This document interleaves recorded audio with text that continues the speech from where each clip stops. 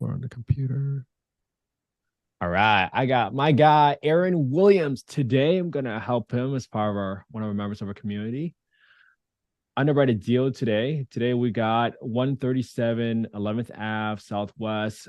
Aaron is an expert because he lives in a Birmingham market. So he knows that this area is a pretty solid street for this area. So we're going to go ahead and just take a quick look. Looks pretty solid. I don't see any boarded up homes or anything like that. So the next thing we want to do is we want to look at the exit strategy for fair market rent. So for every single property, what we do is we try to get the FMR, the fair market rent. When you go to the fair market rent, you're able to get the rent ceiling, quote unquote, by bedroom count, by zip code. So this is in the Birmingham area in Jefferson County. So you're going to go to Alabama, and then you go to Jefferson County, and then we're going to pull up FY 2024. Jefferson County, 35211, 35211. And then you're going to be able to see the rents for a 2-bedroom and a 3-bedroom. So this property is supposedly a 3-bedroom property. So we have 1320 as the ceiling rent. Okay. All right. Let me load up a bunch of different stuff. And you can tell that this was a spontaneous underwrite. Right, Arian? We didn't. I'm saying your name correctly, right, Arian? Yeah, Arian. Okay. I want to make sure about that. And what we're going to do is we're going to set up every single file from the beginning and end. While I'm setting this up, for those of you that want a copy of the calculator, just DM me on Instagram and I'll send you the Excel file, because I've been very fortunate to have been given these calculators by other folks, and I've been able to modify it based on what we need for our analysis. Today is 12/5. So we are literally doing all of this together, guys. All right. So the purchase price, what do you think the purchase price is roughly? Just give me an estimate. 66,000? Yeah. Okay. I'm just gonna use a Redfin estimate. That's how I pulled out that number up. Yeah, that's cool. Just in case Or the seller decides to, like, hey, what's his estimate? They'll look 73 and then they'll see 66 or whatever. Right. yeah. Okay. All right. So we're gonna try to figure out how is this deal a deal from a creative perspective. Do you know if this deal is owned free and clear, or do you need me to look it up? So he still has a mortgage. Okay. All right. Let's see. We can look up the mortgage really quick. 1 second. Let's see. I can put this in.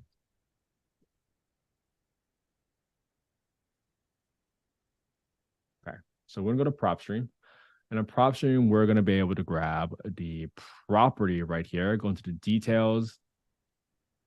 Let's see. We see the mortgage information in here. Mortgage and transaction history. There is a loan here for $50,000 at 5.79%. That originated. Oh, this is pretty almost due. This is due in 5/1/2035. So this means, I'm assuming it's a 30-year loan. So it started in 2005. So 5/1/2005. Loan balance, the loan amount was 5850. The interest rate is 5.79. That's a really weird interest rate, 5.79. Now he says the loan balance is lower than what PropStream has. What's the loan balance? Do you know? 13,899 dollars and 63 cents. Okay, so equals that minus,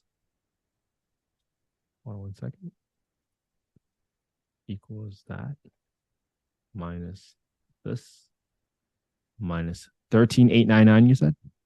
Yeah. Okay. So this is how I am figuring out what we can do to make this a deal. So let's just do the scenario right now. We're going to assume that we're going to give the seller a 10% down payment for now. That's all we're doing. Because what the final balance looks like is going to be, if the selling price is $66,000 right now, Arian, and we're going to give a 10% down payment to the seller. I'm just starting with rough numbers. We can change it as necessary, right? Then we're going to have a $45,000 balance for a seller finance portion, because I'm assuming we're going for a hybrid deal. Okay. Right now, there's a loan in place that's going to be subject to, for people that are listening right now, a subject to deal is when you are buying a property, but you are taking over the payments subject to the existing financing. You're not assuming a loan. You are buying a property subject to. And in this scenario, the loan balance was 13,899, and that's because this loan has been in place since 5/1. So the original amount might have been $50,000, but the remaining loan balance was what we got from AHREI, and that was 13,899. At 13,899, that is how you determine what your hybrid, or quote unquote the seller finance portion is, because after you take your purchase price, you subtract the down payment, you subtract the remaining balance on it, then you're left with the equity that the seller has on the property. And that is what you're asking for the seller to finance on this deal. Okay. So what we would like to do is figure out, okay, well, now that we have our rents, let's go ahead and grab it. What's our FMR? FMR was 1320. Okay. We're going to come in here and populate the rents right now. 35211, 35211. I'm going to do a 3-bed, and I'll just get the rents for a 2-bed just so we can have it on the spreadsheet. This way we can figure out what we can get for this property. The FMR is 1320 and 1050. 1050, 1320, right? 1320. Okay. The next one we want to get is the market rent. Now, when you come here, you go to the market rent estimator. I go to affordablehousing.com so I can just quickly identify what my market rent looks like for comparable properties. This is like a quick cheat code. You can probably underwrite it a little bit better. But what I typically like to do is grab the rents for 3 bedrooms, and you're going to get 4 numbers right here. Okay. You're going to get the county, the city, the zip, and for 13 units that are 3-bedroom properties within a 0.86 mile radius, the average rent is $1,173. So I'm going to have pretty good confidence that this property is going to rent for 11 or 1050 max, because if the fair market rent is 1050, but the market rent is 1173, the housing authority likely, 1320. Sorry, I mixed that up. The market rent is going to be 1173. And because that's lower than the 3-bed, we are going to assume that our max rent for this property is 1173, because there's a rent reasonableness test, right, Arian? The housing authority will say, hey, you cannot charge more rent than what the market is paying simply because they are a voucher holder. So that's why we're going to charge 1173 for market rents to be conservative. Could you get 1200? Yeah, maybe. But just for sake of underwriting, let's just see what makes it and what constitutes is as a deal. What do you think renovations might be on this property, Aaron? Because I don't have pictures on this property. I'd say 20,000. 20,000? Okay, let's plug in 20,000 over here. All right. So right now, my monthly income rent is going to be 1173. That's what I'm going to use for my rental assumptions here. I'm recording this on Zoom just so everybody knows it's December 5th. So I'm going to upload this right onto YouTube right afterwards, so I can answer any questions for people that are watching it. So right now we have that, and then our property taxes. Let's see, what would our property taxes be on this property?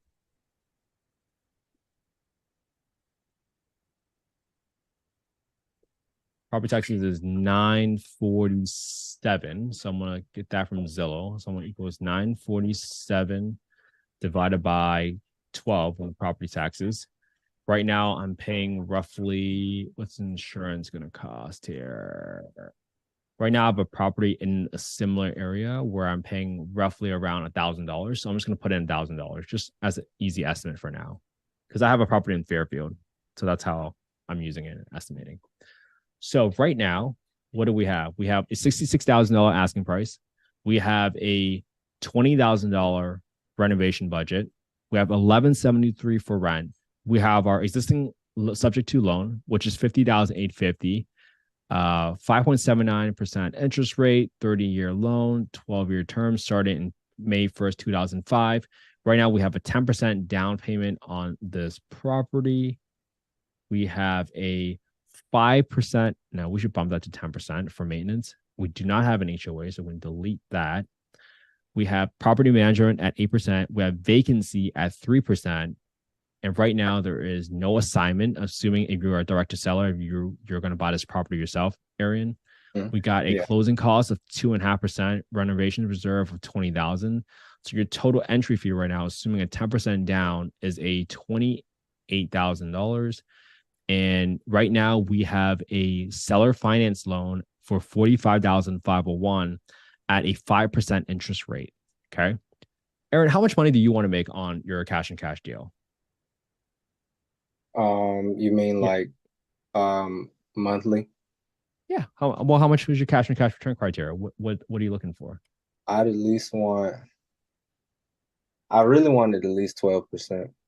12%. Okay. That's a good target. So let's see. As is right now, the cash flow is $222 a month.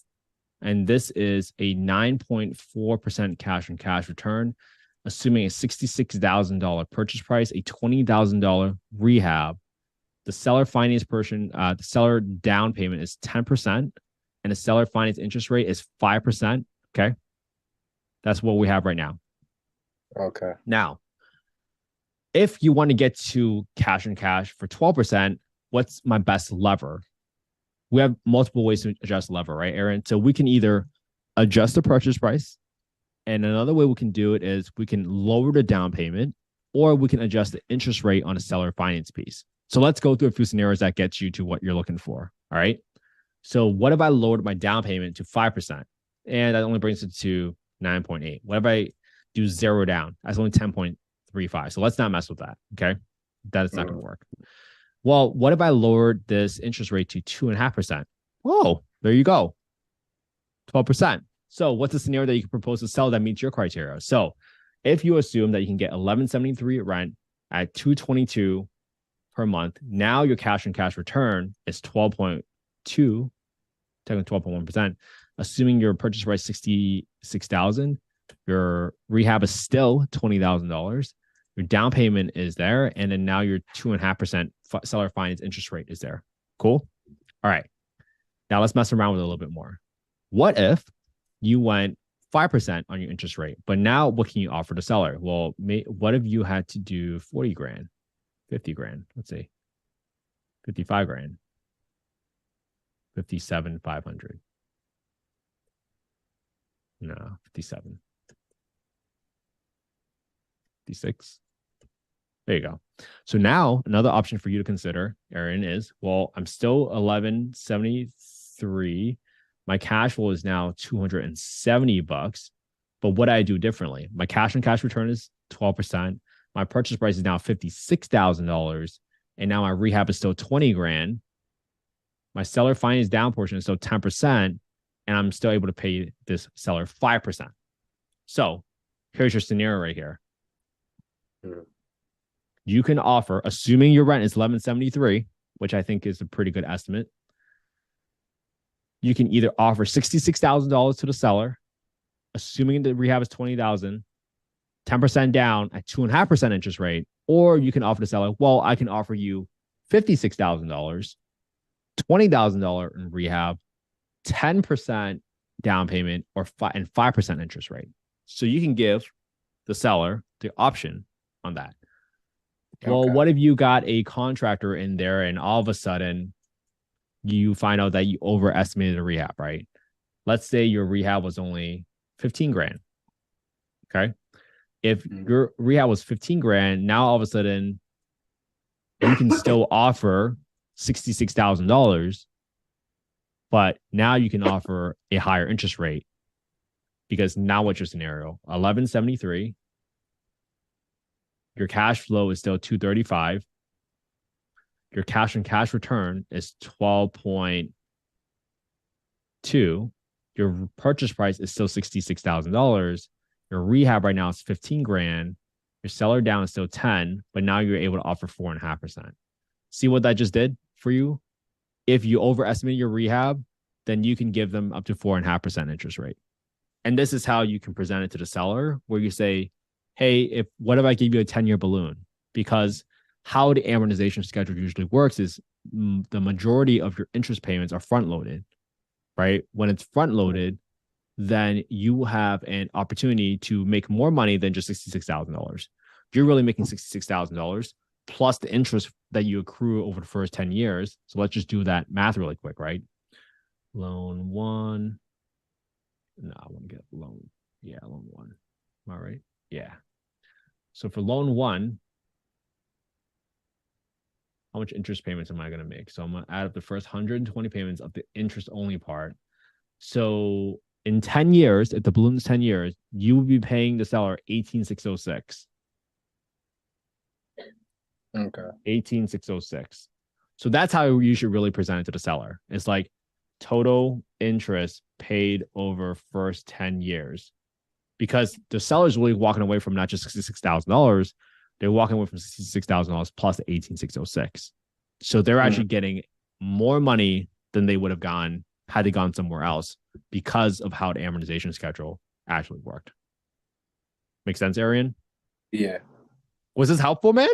What do you think? Yeah, for sure. For sure. Yeah, man. This is what we do. We do this thing live. Aaron, did I prep you for this? Oh no, not You just for real. you just got on a Zoom and you gave me an address and you said let's do it, right? Yep. All That's right, all. awesome.